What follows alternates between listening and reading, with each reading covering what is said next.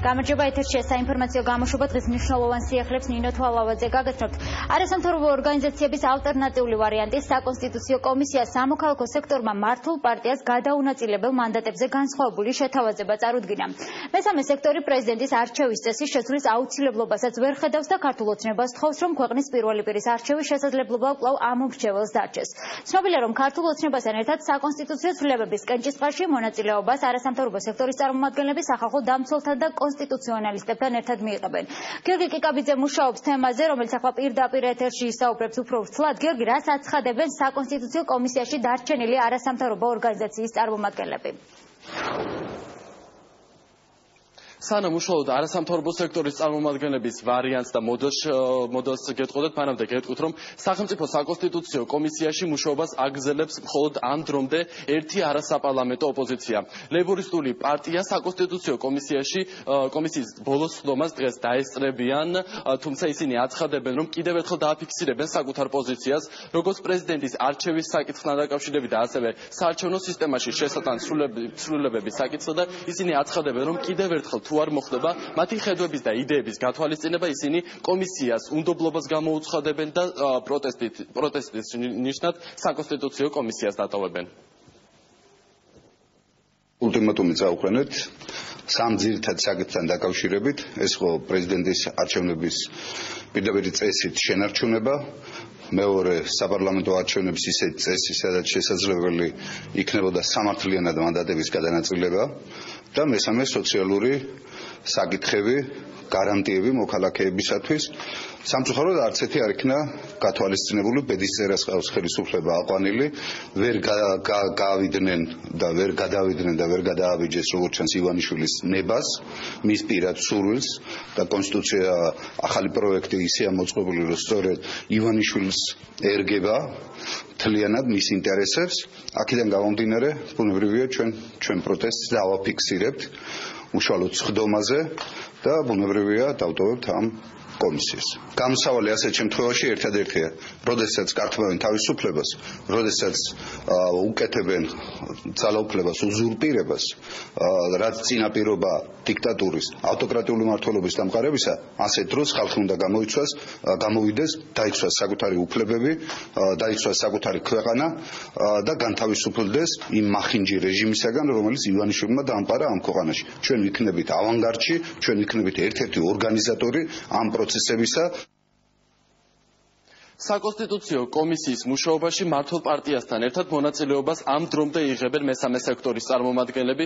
დღეს სამოქალაქო საზოგადოების წევრებმა წარუდგინეს მართულ პარტიას საარჩევნო სისტემასთან დაკავშირებით ორი ალტერნატიული მოდელი. პირველი ვარიანტი ითვალისწინებს საარჩევნო ბარიერის 5-დან 3%-მდე დაწევას და გადაუნაწილებელი მანდატების გადანაწილებას გამარჯვებულ პარტიაზე, მიუხედავად იმისა, რომ ეს გამარჯვებულ მართულ პარტიას გარკვეულ უპირატესობას მიანიჭებს. მეორე ვარიანტი ითვალისწინებს 5-დან 3%-მდე დაწევას საარჩევნო ბარიერის, თუმცა ამ შემთხვევაში გამარჯვებულ პარტიას ექნება უპირატესობა 80 დეპუტატის შეავსოს და მას შესაძლებლობა ჰქონდეს მთავრობის დაკომპლექტების და ასევე რაც შეეხება გადაუნაწილებელ მანდატებს, მეორე ვარიანტის შემთხვევაში ის გადანაწილდება სხვადასხვა პარტიებზე.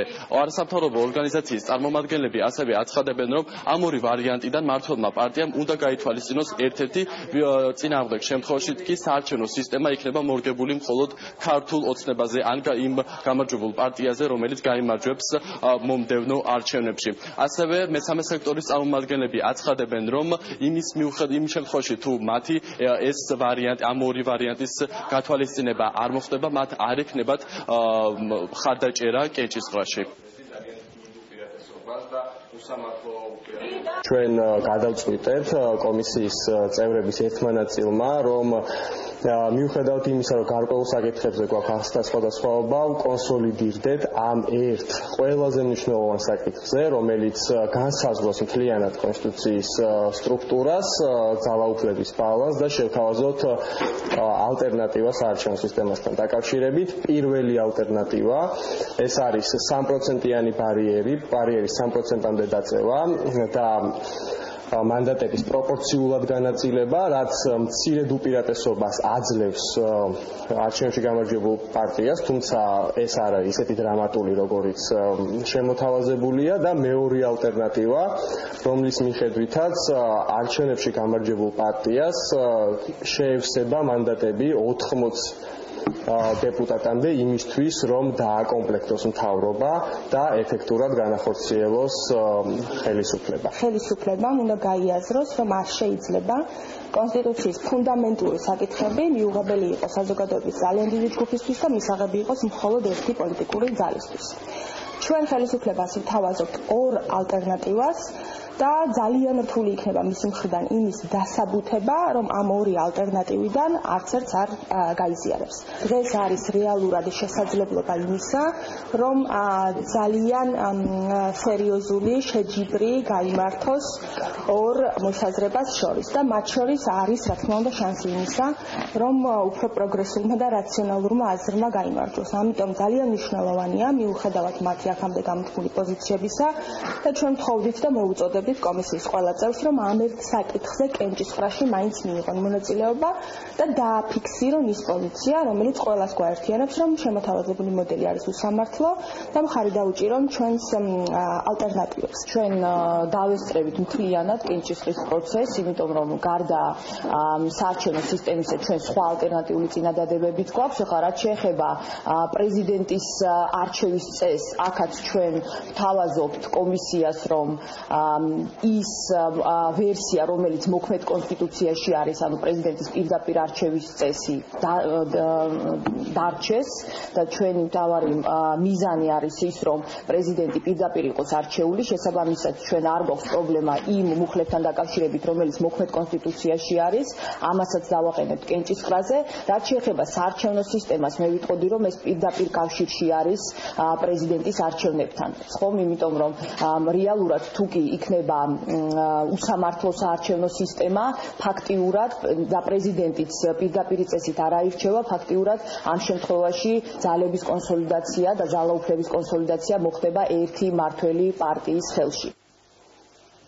დღეს საკონსტიტუციო კომისიის ბოლო სამუშაო შეხვედრა იმართება. შეხვედრაზე კენჭი უნდა უყარონ იმ ცვლილებებს, რაც ქვეყნის უზენაეს კანონში უნდა განხორციელდეს. ამის შემდეგ კი ცვლილებების განხილვა მოხდება საერთო სახალხო წესით. ამის შემდეგ კი პარლამენტმა უნდა დაამტკიცოს ის ცვლილებები, რაც ქვეყნის უზენაეს კანონში უნდა განხორციელდეს. ამ დრომდე ვერ მოხდა შეთანხმება როგორც პრეზიდენტის არჩევის წესთან დაკავშირებით, ასევე საარჩევნო სისტემაში შესატან ცვლილებებთან დაკავშირებით. მმართველი პარტიის ოპონენტები აცხადებენ, რომ აუცილებელია საქართველოს პრეზიდენტის არჩევა მოხდეს პირდაპირ გზით და ამის უფლება არ წაერთვას ხალხს. რაც შეეხება საარჩევნო სისტემასთან დაკავშირებით, ისინი მოითხოვენ, რომ საარჩევნო სისტემა იყოს უფრო მეტად დემოკრატიული.